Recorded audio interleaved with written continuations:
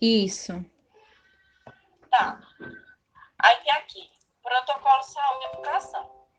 Aí fala sobre o distanciamento social.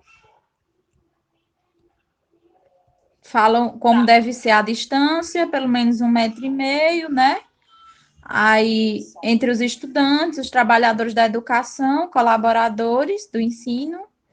Aí, em relação ao número de estudantes, deve ser estabelecido um número de estudantes por turma, observando rigorosamente as normas de distanciamento de 1,5 m entre as bancas escolares, reduzindo então a quantidade de estudantes quando necessário.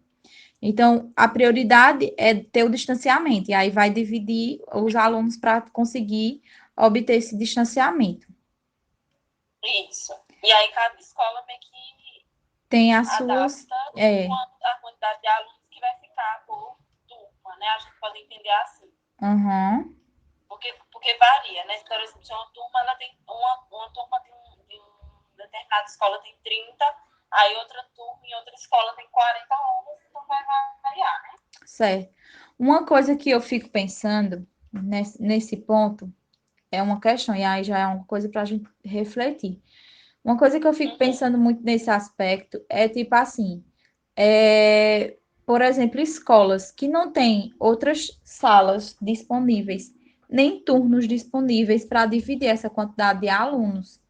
Tipo Uhum. assim, um exemplo, tem escola que tem uma infraestrutura limitada, que às Sim. vezes que às vezes tem uma sala específica para determinada turma, e se essa turma tipo aumentar, não tem como botar eles em outra sala. E aí eu fico pensando nesse aspecto, como é que eles Como vão acontece. conseguir dividir? Aí eu acredito que é muito essa questão de dividir os dias, né? Como está acontecendo de rodízio, né? É, De ter rodízio. exatamente. Era isso que eu ia dizer. O que vem acontecendo é exatamente isso, é um rodízio. Por exemplo, a turma da minha irmã, o que é que ela acontece? Ela estuda no segundo ano do ensino médio. Então, ela vai. Uma semana, ela vai, aí na outra semana ela fica em casa. Então, uma semana ela estuda presencialmente, na outra semana vai os outros colegas e estudam, né, presencial. E ela, que foi nessa outra semana, ela fica em casa, sabe? Aham. Estudando em casa. Então, os professores, eles têm que estar sempre voltando os conteúdos, sempre tendo que passar conteúdos para os dois, tanto para o que está em casa quanto para o que está na escola. Certo. E aí, nesse sentido, a gente já pode pensar em algumas implicações para o professor, né? Porque Uhum. o professor ele vai ter que se desdobrar. Porque muitas vezes. Vai perguntar a Eva onde é que está sua pepeta, vá. Porque. Fechar a porta, Dudu. Porque assim, a gente fica pensando no aspecto do professor. Ele vai ter que montar tipo um Um planejamento. planejamento, né? Planejamento totalmente tipo independente para cada turma. De certa forma, assim, Às beleza. vezes, para a mesma turma, duas vezes, porque são duas semanas diferentes, né? Dois Aham. grupos, cada grupo em uma semana. Isso. Ó, na escola, como eu dizia, na escola da minha irmã, o que tem acontecido? Na semana em que ela vai, o professor lhe passa conteúdo para os que estão na sala. Para os que ficam em casa, o professor ele passa atividade. E assim ele vai fazendo esse manejo. Para uma semana conteúdo, uma semana atividade. Uma semana conteúdo, uma semana atividade. E assim, para ela, né? Na semana que ela vai, é conteúdo. Na semana que ela não vai para a escola, é atividade. Por Sobre aquele isso, conteúdo que ela estudou na semana anterior. normalmente é mais ou menos isso. E às vezes passa alguma coisa a mais, sabe? Para ela fazer. Uhum. Atividades como resumo, assistir um vídeo ou alguma coisa desse tipo. Entendi. Leitura de capítulo do livro, sabe? Aham. Eu tô falando isso pensando em química mesmo, na professora dela de química, sabe? Aham. Porque eu não sei como é a dinâmica dos outros professores. Eu sei a dinâmica da professora dela de química, porque a gente acabou conversando esses dias e ela me falou. Entendi. Pronto. E aí, de certa forma, ele às vezes até que não precisa se preocupar tanto, porque ele pode passar o mesmo conteúdo, tipo assim, se ele tem, um exemplo, primeiro ano A, primeiro ano B, primeiro ano C, eu acho que a sequência de conteúdos deve ser a mesma, né? Tipo, ele deve, um exemplo, estar estudando, vamos supor, teoria atômica, com primeiro A, um exemplo. Meu Deus, é muita coisa para ele pensar, porque, tipo assim, ele tem que estar de olho, um exemplo, no rodízio do primeiro A, no rodízio do primeiro B e no rodízio do primeiro C. Então, ele precisa fazer todo um planejamento para ver essa questão de tipo assim, o primeiro ano ele está em teoria atômica, aí essa semana ele vai estar em atividade e na outra conteúdo. E aí pode ser que essa sequência não esteja sendo seguida pelo primeiro B, por exemplo. E aí ele precisa Exato. pensar em todos esses aspectos, né? Sim, porque pode acontecer de uma turma ela ter mais uma dificuldade em uma coisa e a outra avançar. Isso acontece até no presencial, né? Tipo, às vezes você está com ela avança, enquanto que a outra ela tem uma dificuldade, você tem que ficar um pouquinho ali. Isso pode acontecer. Então, acho que isso também acontece nesse contexto, e aí se torna um pouco mais difícil por conta dessa situação, né? De estar presencial e estar online ao mesmo tempo, porque na escola, por exemplo, não tem aulas, as aulas não são. Não tem aulas gravadas, né? Não tem aulas assíncronas para esses alunos que ficam em casa. Aquela aula que o professor está dando ali, ela não é gravada e disponibilizada depois. Uhum. E aí ele tem que ir muitas vezes. Ai, meu Deus, tá a mesma aula. Ah, meu Deus. É isso que acontece. Por exemplo, a mesma aula que o grupo em que a minha irmã estava, a professora dela, no caso, dá na outra semana para o outro grupo. Entendeu? Ah, tá. Entendi. E é isso, pelo menos é isso que acontece lá. Eu acho que o professor ele tem uma atividade redobrada, porque assim, ó, por exemplo, triplicada, porque assim, por exemplo, quando você está no presencial normal, ele já tem que repetir a mesma aula, por exemplo, para os 3 primeiros anos. Um exemplo, ele tem que repetir a mesma aula. Agora, veja isso duplicado, porque agora cada turma vai ser dividida, por exemplo, em 2 ou em 3 grupos, sabe? Porque tem turma que é muito grande, e aí, tipo, tem que dividir em 2 ou dividir em 3, e aí cada divisão dessa ele vai multiplicar aí pela quantidade de vezes que ele tem que dar esse conteúdo. E aí, meu Deus do céu, é desgastante demais. E, tipo, fora que isso contando para professores que têm um exemplo só o primeiro ano, como é o caso da gente, né, de Danilo, por exemplo, ele tem as 3 turmas. Primeiro, segundo Primeiro, segundo e terceiro. e terceiro. E aí, meu Deus, o trabalho é pior ainda. Uhum, Complicado. exatamente. E aí, vamos Aí seguir. é até uma questão, poderia ser até uma questão para a gente incluir, que agora eu lembrei, para a gente incluir lá na entrevista, que no final, que eu ainda tenho que incluir aquela outra, não tem? Uma Uhum. questão que a gente pode incluir é sobre isso, tipo, como ficou a carga horária do professor. A carga horária que eu falo de trabalho mesmo. Uhum. Eu vou até A gente pode. colocar aqui.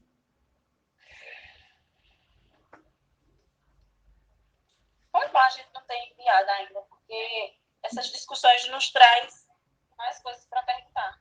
Isso. Pronto. Como ficou a carga horária do professor. E aí, seguindo para o outro ponto, tem a posição nos ambientes compartilhados. Aí eles indicam que deve manter lugares fixos para os estudantes em sala de aula, para cada pessoa uma cadeira específica, digamos assim. Promover marcação de lugares nos refeitórios para minimizar a movimentação, que eu acho que é algo muito mais difícil do que em sala de aula, porque o refeitório muitas vezes, talvez eles possam dividir tipo por turma. Por exemplo, na minha escola, que eu estudava, no refeitório tinha tipo 3 mesas grandes. E aí eles poderiam dividir por turma, uma mesa. Mas mesmo assim, eu acho que ainda ficava com aglomeração, porque ficava um em cima do outro comendo. Uhum. Eu acredito que a quantidade por exemplo, o que tem acontecido lá na escola é que não tem, na escola da minha irmã, não está tendo almoço, porque almoço seria mais difícil. Então, normalmente tem café da manhã, né? Uhum. Aí, como é integral, aí só funciona meio período. A escola integral só funciona meio período. A Uhum. escola ela não está funcionando totalmente integral, né? Está funcionando semi-integral. Uhum. E aí, não tem almoço, tem café da manhã. Eu não sei como funciona, né, essa questão, mas eu acredito que deve sair uma turma, lancha uma turma, depois outra turma, e assim vai. Tipo assim, quando eu estudava era por turma, né? E agora, provavelmente, deve ser com ainda mais cuidado, com distanciamento em filas, distanciamento ao sentar, essas coisas. Mas aí, essa questão do distanciamento é uma problemática. Tá me ouvindo? Tô sim. Ah, é uma problemática. Por quê? Os jovens, aí eu vejo assim, pelo que minha irmã fala, né, eu vejo por isso, por ter uma irmã no ensino médio, eu consigo ver, eles não têm muito cuidado com esse distanciamento. A minha irmã, ela está na escola, ela abraça os amigos dela, fica próximo dos amigos dela, e aí quem é que tem que tomar esse cuidado? Então, eles, por si só, deveriam se policiar com relação ao distanciamento, porque eles entendem a gravidade da situação, eles sabem, mas aí não respeitam muitas vezes o distanciamento. Tipo, no refeitório, pode respeitar até em sala de aula, mas no refeitório ou na hora de lanchar ou alguma coisa assim, senta tudo junto, Uhum. sabe? Eu acho que assim, o ideal é que assim, antes deles levarem os alunos para a sala de aula, eu acho que o ideal era fazer, tipo, orientações mesmo, uma live, alguma coisa, como por exemplo, eles fazem na universidade, né? Às vezes, quando tem alguma coisa que vai acontecer, eles fazem alguma live para esclarecer as dúvidas. Então, assim, eu acho que poderia ser feito algo desse tipo, uma live e tal, para ter essas orientações de distanciamento, essas orientações, tudinho. E não simplesmente jogar os alunos na sala de aula, jogar os alunos na escola, porque na cabeça deles eles vão achar que voltou tudo ao normal, né? O que aconteceu? Eu retomo de novo na escola da minha irmã. Eu acho que eu vou falar muito sobre a escola da minha irmã, porque é o que eu tenho mais próximo, né? O que aconteceu foi que eles, antes da retomada, eles passaram uma série de instruções para esses alunos, né? E aí falaram com os pais, né, nos grupos, porque tem grupos no WhatsApp, enfim. E aí falaram com os pais, passaram todas as instruções e como mais alunos seriam. Mas mesmo assim, a minha irmã, por exemplo, e as colegas, enfim, ficaram com muita dúvida em relação a alguns pontos, né? E como ia ser essa organização e tal. E aí isso foi acontecendo gradativamente quando os alunos já estavam na escola, que pode ser um probleminha, né?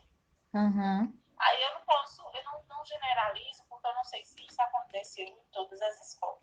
Uhum.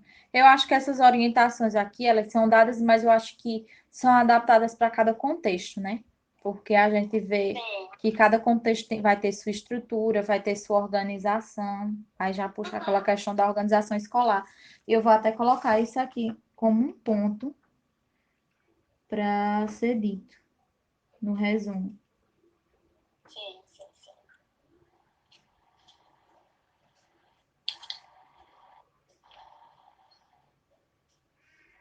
Amigo, eu vou tentar terminar a entrevista hoje. Os pontos da entrevista hoje para enviar para eles. Tá certo. Pronto. Aí fala, né, que tem que manter o distanciamento também em outros setores da escola, né? Uhum. Tipo, é, Uhum. biblioteca, laboratório, tem que reorganizar esses demais espaços. E aí os eventos, são suspendidos, né? Isso. A realização dos eventos presenciais,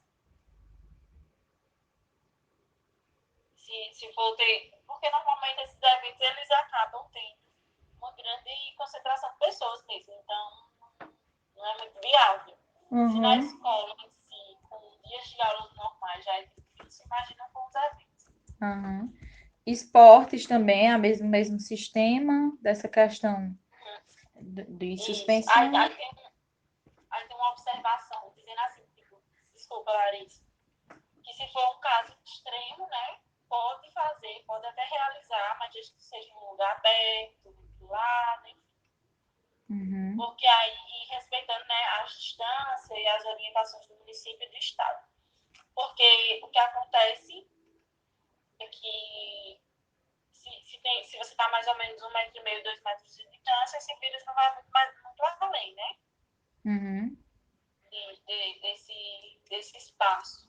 E se tiver um lugar arejado, vinculado, as probabilidades de contágio é bem menor. Usando álcool e máscara, minimiza bastante.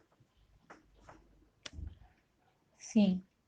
E aí vem falando sobre os grupos, né? Organizar grupos de estudantes ou equipes de trabalho para reduzir a interação entre diferentes pessoas, ordenar horários de uso de espaço coletivo, alternando a presença de distintos grupos, a organização dos trabalhadores da educação em pequenas equipes ajudará a minimizar a interrupção do trabalho no caso de um trabalhador na educação apresentar sintomas de Covid. Então, acho que é mais essa questão de minimizar, tipo, a equipe, né, de trabalho, as equipes de trabalho, tipo, de secretaria, enfim, essas coisas. Contato físico, Deixar mais os grupos de risco, fica mais em casa, né? isso. Trabalhando em casa. E tem uma professora da minha irmã que ela é grupo de risco e ela está fazendo todo o trabalho que ela faz, ela não dá aula presencial, tudo online. Tudo. Todo o material é online. E eu acredito que isso também vai se adaptar aos outros setores, né? Uhum. E aí vem a parte do contato físico, promover ações que inibam o contato, né? Enfim, essas coisas, né? Aperto de mãos, beijos, abraços, essas coisas. Demarcar o chão dos espaços das filas, isso aí tudo é questão do distanciamento mesmo. Escalonamento de horário, promover diferentes horários de entrada e saída de alimentação entre turmas, que é tipo, por exemplo, acho que determinada turma desce para lanchar agora, outra, né? E aí, refeição, estabelecer distanciamento de 2 metros entre os estudantes no momento da refeição. Agora, isso aí fica muito complicado, porque assim, gente, a hora do lanche é a pior hora que tem. Todos os estudantes, os jovens, eles pegam a hora do lanche para se confraternizar.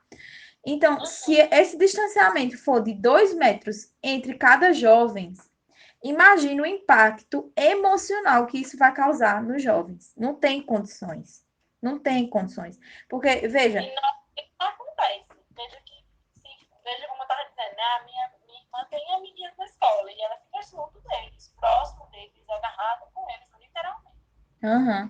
E aí normalmente não acontece.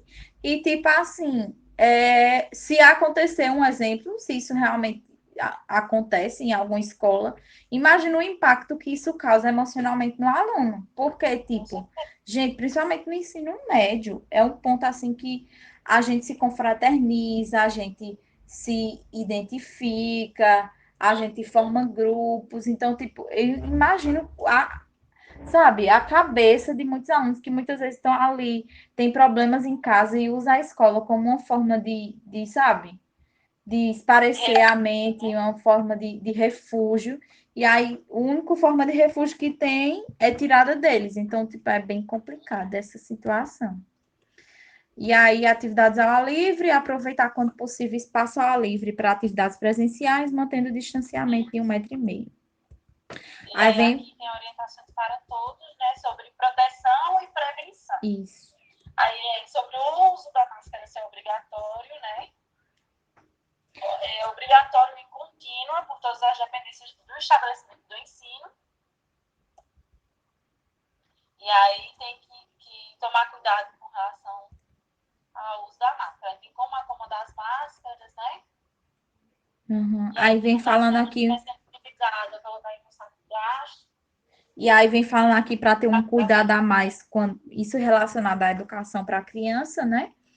que dessa questão, não ter sufoco, não se sufocar, ficar atento, porque muitas crianças elas acabam enjoando, ficam tontas por estar ali com a máscara, né? E aí vem essa questão do que tu tava falando, né? Do saco plástico, pode continuar. Sim, aí quando estiver usando, né, a máscara, acomodar ali no saquinho plástico e manter sempre a higienização das mãos e evitar que leve para o rosto, né, boca, nariz e o rosto geral. E aí, nos olhos também, a gente, como vi naquela outra reportagem, como a gente tem mania de tocar no rosto várias vezes sem nem perceber durante o dia. Isso. Então, é um cuidado redobrado. Tipo, tô num ambiente público, assim, na escola, por exemplo, né, como é o caso, e aí eu tenho que me cuidar, porque eu não posso levar a mão no meu rosto, não posso tirar a máscara de qualquer jeito. Essa máscara, ela dura em torno de 2 a 4 horas. Tem todo um manejo. E aí, será que esses alunos levam máscara extra para estar fazendo essa troca? Será que não? Com esse cuidado. É mais um cuidado individual, né? Cada pessoa tem que partir da consciência e tem que ter uma fiscalização geral. Todo mundo tem que fiscalizar todo mundo, é tipo isso.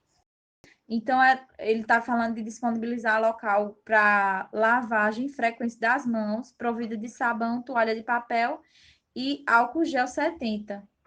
Agora, veja só, isso aí já traz uma outra problemática para a questão da organização escolar, porque assim, você vê que a escola já vai ter tantos gastos, vai ter gasto, já os gastos normais que já tem, e aí vai ter que ter um gasto maior com álcool gel, vai ter que ter um gasto maior com toalha de papel e até com a própria construção desses espaços de lavagem, né? De lavagem, porque eles vão ter que adaptar a estrutura da escola para fornecer esses espaços de lavagem. E aí já entra essa questão da demanda, né? De gastos que vai ter.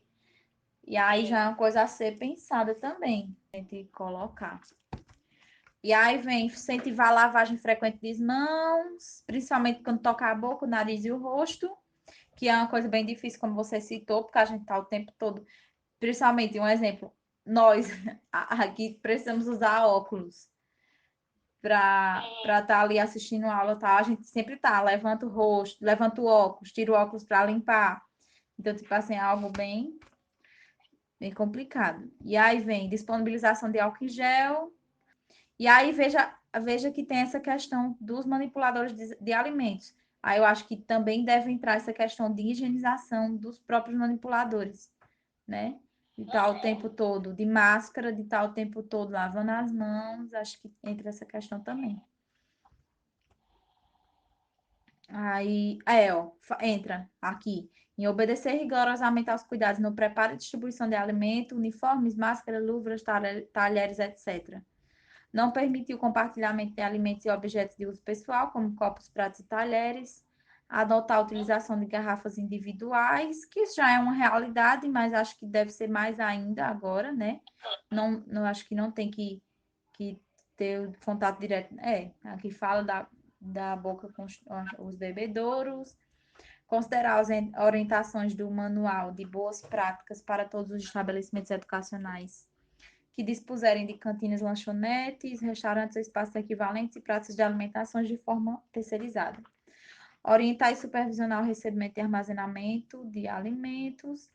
Isso aí, a gente já bem sabe, mais ou menos, né? A higienização dos materiais de trabalho, né? Piloto, se precisar dividir, né? Essas coisas. As salas, né? Aí redobra os cuidados com a higienização e limpeza dos ambientes em geral, Cadeiras, né? Mesas, deve ser higienizado. O pessoal da limpeza, acho que depois. E aí vem não compartilhar materiais de uso pessoal, telefone, caneta, celular. Minha gente, isso aí para os jovens, é uma coisa que acho que. Ai, ai. Enfim, aí vem reforçar a limpeza e desinfecção, como você disse, né? Das Uhum. superfícies mais tocadas, mesas, teclados, maçanetas, botões, pelo menos duas vezes Exatamente. ao E é dia. muito detalhe, né? Então, se até o pessoal da limpeza já tem um trabalho muito grande em organizar e limpar a escola, hoje em dia eles têm muito mais, porque eles têm que limpar cada centímetro da escola, digamos assim. As Aham. maçanetas, não só piso, não só as cadeiras, agora tem que limpar tudo. Então, Teclado, botão, tudo, tudo, tudo. corrimão. Exatamente. Então, tipo assim, de certa forma, vai ter mais gente da limpeza na escola. É, E aí, é, pensar nos cuidados que essas pessoas elas devem tomar, porque essas pessoas também, de certa forma, são afetadas. Toda a comunidade escolar, de modo geral, todos que fazem parte da escola, alunos, professores, gestores, os pessoal da limpeza, toda a comunidade, ela tem que ter um cuidado muito grande uhum.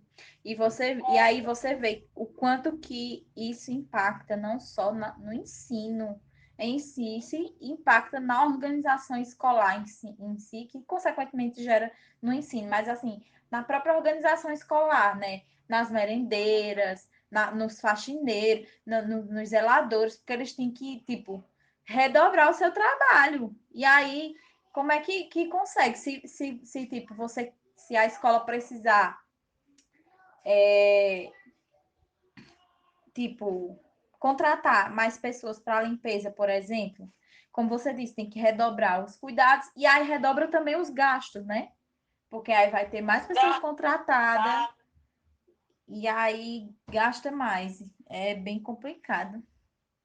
aí aqui embaixo tem, assim, ó, higienizar grandes superfícies. Aí tem dizendo, né, todo um acervo de produtos que você pode usar em quantidades e porcentagens e tal, para ser utilizadas.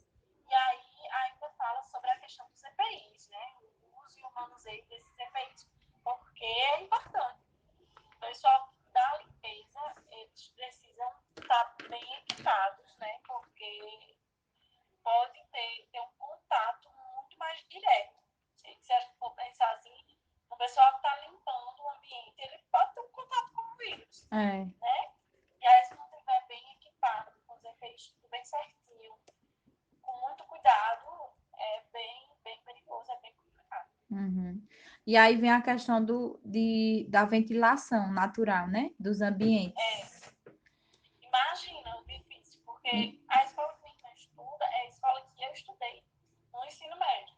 Então, eram ar-condicionados nas salas e as salas que não tinham ar-condicionado, todas as salas elas têm janelas. Né? Tem aquelas janelas que a gente vê no Matot também. Mas Aham, ainda assim, é muito quente.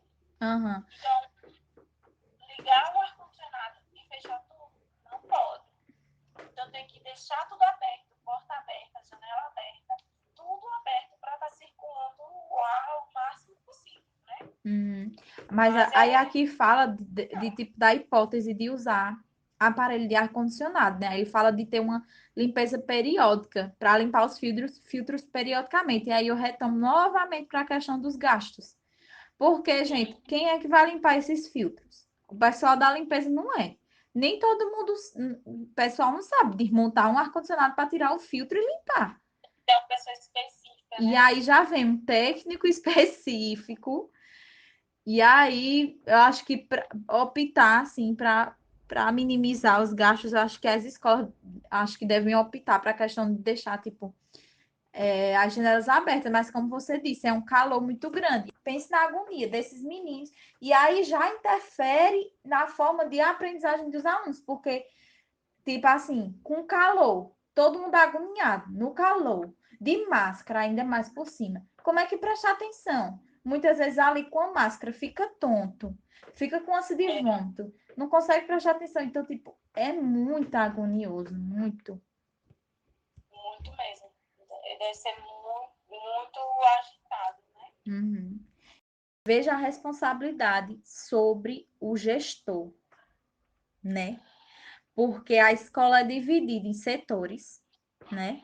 Tem os docentes, tem a secretaria, tem a coordenação, tem os cuidados essenciais, que é a limpeza, tem o pessoal do alimento. E aí, ó, veja a responsabilidade do gestor de planejar medidas, ações, de planejar reunião de formação com cada setor da escola. Porque para cada setor vai ter orientações diferentes. Para o setor da limpeza, vai ter orientações e planejamentos diferentes. Para o setor da alimentação, orientações diferentes de horário, de rodízio. É porque lá em casa não tem isso. Uhum. Não tem isso. Minha irmã chegar em casa e medir a temperatura. Não tem nem o termômetro. E aí eu fico me perguntando. Pois é, né? Aí é bem complicado. É uma realidade utópica, né? Orientações, porque a gente sabe que, tipo, nem toda pessoa, toda família vai ter condições de ter um medidor de temperatura em casa. Então, tipo, como é que ele vai monitorar essas questões? Não tem condições. Meu Deus do céu, mexe totalmente com a estrutura, porque. E aí isso leva a um ponto muito importante, que é a questão de, será que essas escolas elas estão prontas para a retomada das aulas? Será que a sociedade ela está pronta para a volta às aulas presenciais? Acho que não.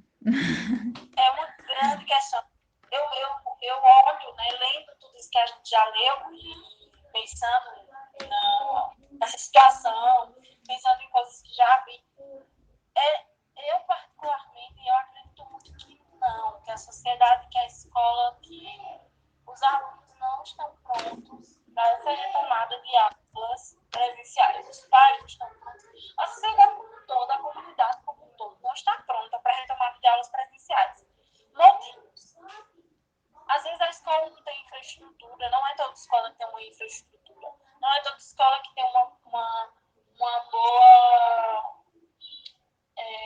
bons investimentos, porque a gente sabe que os investimentos eles variam com relação ao PIB da escola. Uhum. Então, tem escola que tem mais, tem escola que tem menos. Então, todas essas escolas elas precisam ser adaptadas e será que tem recurso financeiro para isso?